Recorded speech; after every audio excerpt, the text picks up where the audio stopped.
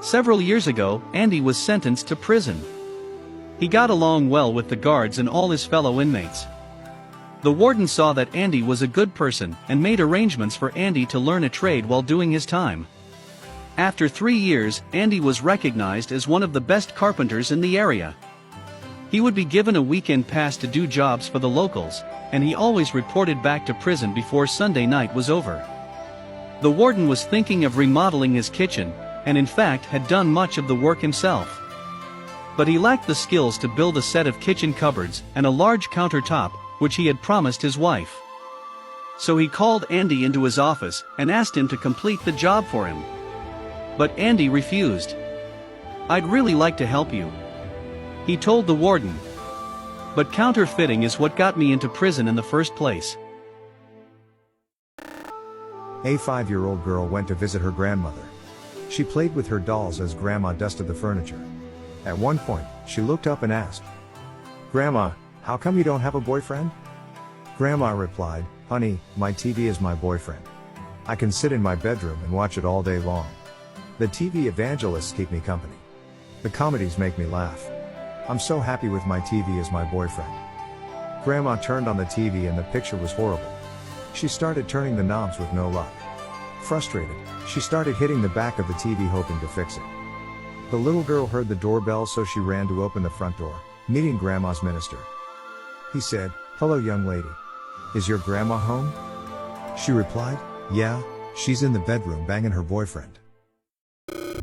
A woman had 8 children, all of them boys.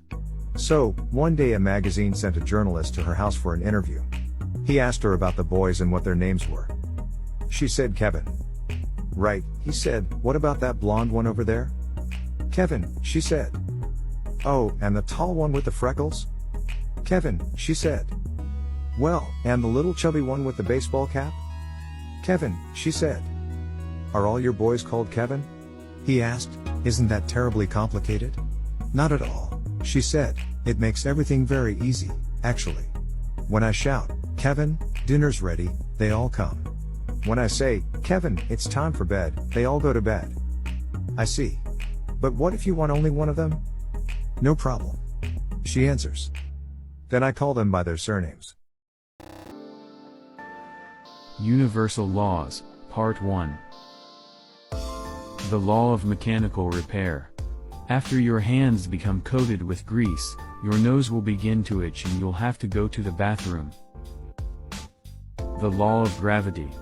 Any tool, when dropped, will roll to the least accessible corner. The Law of Probability. The probability of being watched is directly proportional to the stupidity of your act.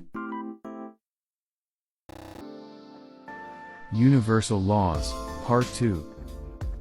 The Law of Random Numbers. If you dial a wrong number, you never get voicemail, and someone always answers. The Law of the Alibi. If you tell the boss you were late for work because you had a flat tire, the very next morning you will have a flat tire. The Law of Lanes. If you change your traffic lanes, the one you were in will always move faster than the one you are in now. This also works in supermarkets and shops. Universal Laws, Part 3. The Law of Close Encounters. The probability of meeting someone you know increases dramatically when you are with someone you don't want to be seen with. The Office Law. When you try to prove to someone that a machine won't work, it will. This will also happen when you show someone that something on the computer is easy and it doesn't work. The Law of Biomechanics. The severity of the itch is inversely proportional to the reach. An English POW was held by the Germans.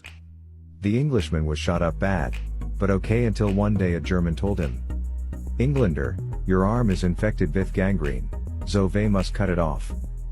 The prisoner said, "Well, okay, but could you drop it over England when you go bombing?" The German replied, "Ja, that will be no problem." Later the German tells the Brit that they have to cut his other arm off. The Englishman says, "Well, could you do the same as last time?" "Ja, That will be done, says the German. Next day the German tells him that they have to cut his leg off. Again the Brit says, well, could you do the same as before? The German replies, okay. Next day the German tells him they have to cut off his other leg. Well, begins the Brit, could you just? 9. Snapped the German. They think you are trying to escape. Captain called the sergeant in. Sarge, I just got news that Smith's mother died. Go tell him and send him to see me. The sergeant calls for morning formation and lines up the troops. Listen up, men, says the sergeant. Johnson, report to personnel to sign some papers. The rest of you men report to the motor pool. Oh, and Smith, your mother died, report to the commander. Later that day the captain called the sergeant into his office. Hey Sarge, that was a pretty cold way to inform Smith his mother died. Couldn't you be a bit more tactful next time? Yes, answered the Sarge. A few months later the captain called the sergeant in again. Sarge, I just got word that James's mother died. Better go tell him and send him to see me. This time be more tactful. So the sergeant calls for morning formation. Okay, men, fall in and listen up. Everybody with a mother, take 2 steps forward. Not so fast,